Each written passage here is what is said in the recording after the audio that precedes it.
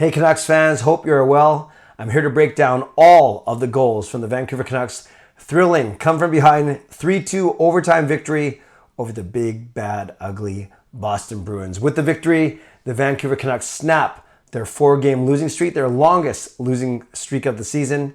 And as always, these highlights are taken from NHL.com. So let's get going. First period, actually not a lot of scoring, but a couple of highlights that we can talk about. First is actually off of a Vancouver Canucks turnover. Petey gets to Besser.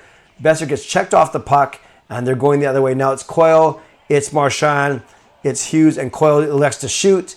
And Demko, actually wasn't much of a shot. It was more of a slide the puck into Demko, and Demko makes the save. Another turnover. Myers gets his pocket pick. This one is James Van Riemsdyk, and he comes in, and he takes a shot, and Demko makes a great save with his left pad. So now we're going to the second period, and there's still not a goal yet. This is a Boston power play, but the Canucks get a chance. It is Pettersson, drops it back to Zadorov. Not the best shot, puts it right into the goalie, but at least Zadorov had a really, really good game, and we'll talk about him more a bit later. Scramble play, and quickly a 2-on-1, and it's Brazeau to Boqvist. That's how the Boston guys say it, so that's how I'm going to say it. Brazeau to Boqvist. Let's see how this goes in. A nice move, pass, Demko. Demko almost had it, and you'll see how close it was, actually. So I guess the first thing to notice here is Blueger actually falls, and then he's allowed to pop out to the side here. So already the Canucks are technically a man down, and Hronek gets caught fishing for the puck, but it actually gets behind him right there. And now you got Brazeau coming this way. Remember, that was the center. That was the guy who actually beat Blueger in the faceoff draw. And now it's a 2-on-1 with Brazeau, with Boqvist, and Hronek's on the wrong side of the puck. DiGiuseppe's looking around, and then these two are taking these two. So basically, it is a 2-on-1. Gets past Hughes, and then right here, a really nice deke by Boqvist, and Demko does a really good job. Remember, Demko's a pretty tall guy, and he tries to get to the post, but Boqvist is able to put it in between his skate and the post. There, once again, you see Brazeau with the pass, gets past Hughes. I remember on a 2-on-1, and Hughes had his back turned, so maybe he didn't know that Hronek was so far behind. But a 2-on-1, you're technically supposed to cut off the pass and let the goaltender worry about the shot. But this one that usually happens actually when they're a little bit closer to the net. This one, they're atop the face-off circle. And again, I think Hughes thought Hronek maybe was a bit further back. But Boqvist, nice move, a deke to the forehand. Backhand comes forehand. And then Demko, a good stretch here. Only a bit of space, but enough space for Boqvist to put it past Demko. We're going to see it one more time. Yeah, you can see Hughes has his back turned, so he has no clue where Hronek is. And I think he wishes now, obviously in hindsight, that Hronek was a little bit closer to Boqvist. And then we see the goal one more time. So 1-0 Boston, 5 minutes in. Then just 6 minutes later, it's another Boston goal. So this is Geekie bringing it in, and you see Frederic go to the front of the net. Geekie backhands it, and Frederic kind of does a wraparound, and it somehow goes off of Heinen. And I've watched Danton Heinen, local kid, always seems to score against the Vancouver Canucks. So let's see what happens here. At first I thought it went off Heinen's skate, but I'm pretty sure it went off his stick. It's just very hard to see. So again, Geekie puts it backhander behind the net, and Frederic releases. So Heinen's still in front. So Heinen's battling with Myers. There's Frederic. And Frederic tries a wraparound. I don't think it's in the Boston Bruins playbook to, hey, I'm going to wrap around and you're going to get your stick on it, because I don't even know if it's a Heinen's stick. But Frederic tries to go for the wraparound, and then look from where he is, you can tell he was trying to score. And then you can see out here, I actually think as much as Cole is trying to check Heinen, it actually goes off a Heinen's stick. You can't really see it on this replay. And then you see Cole and Heinen. So first Myers gives Heinen a shot. Then Myers sees that Frederic is trying to wrap around. So then Cole tries to take Heinen, and you can't see the puck here. But I think if you look between Cole and Heinen's legs, I think you'll see the puck hit Heinen's stick. Oh, yeah, maybe right there. It's kind of obstructed by both of their left legs, because I don't see it bounce off his right skate or his left skate. You see the puck just kind of roll this way now, right off. And I don't think his skate hits it. Regardless, Heinen, a really, really good play. Here's another look. So there's Myers going to Frederic. There's the puck right there. There's the puck right there. So Demko plays it. There's the puck. Now Cole and Heinen are battling. And yeah, right there. You can see it. Heinen gets a stick on the puck right there and sweeps it past Demko. So good on him. 2-0 lead. Give away, Marchand sitting on the ice there. Give away Besser to Miller.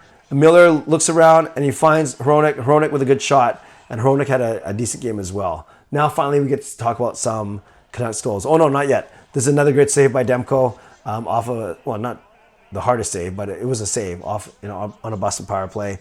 So now Boston is kind of controlling the play. Canucks are trying to build momentum throughout the third, and then this happens.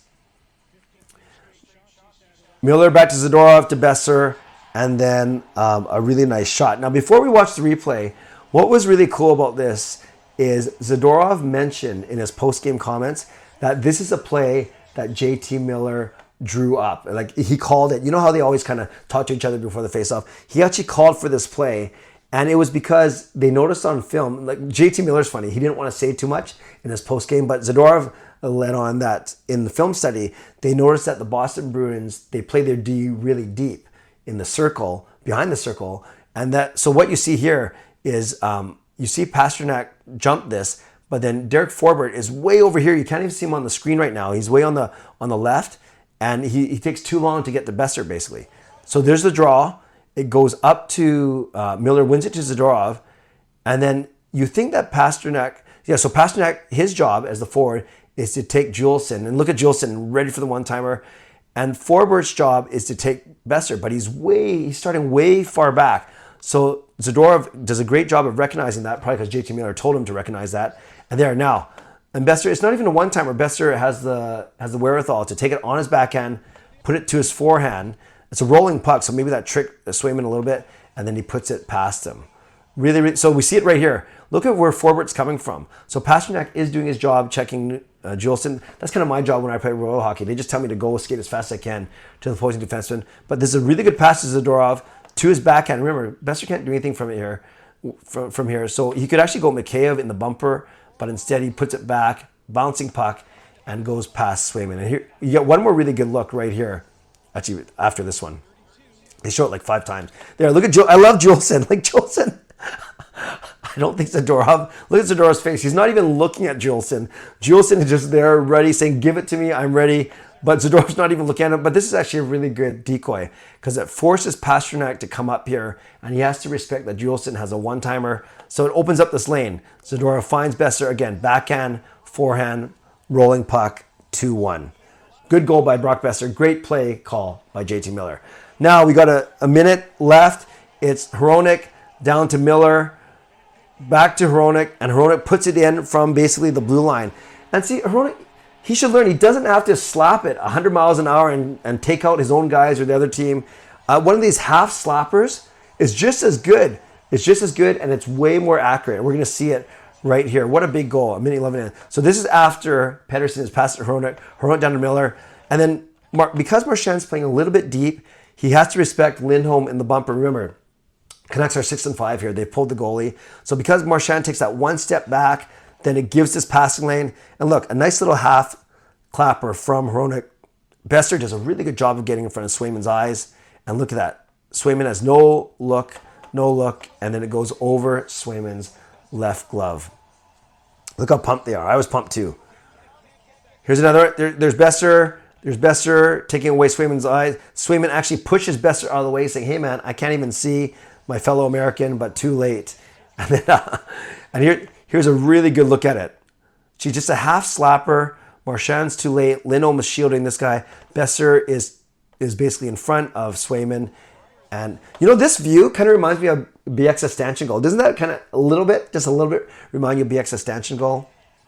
Let me know in the comments if that actually reminded you of BX's stanchion goal. There's the green men with their tight suits.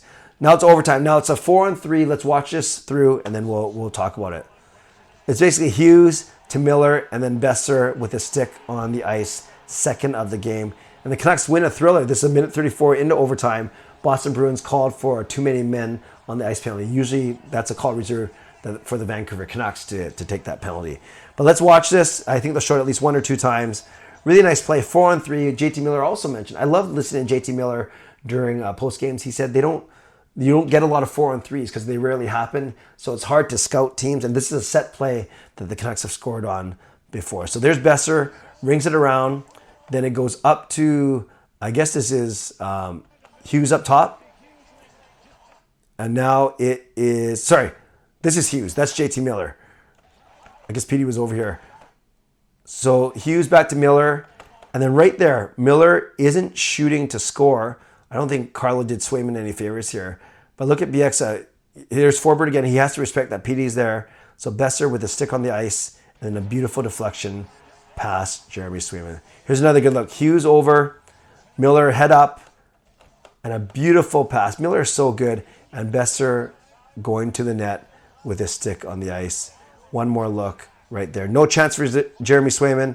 Look how happy the Canucks are.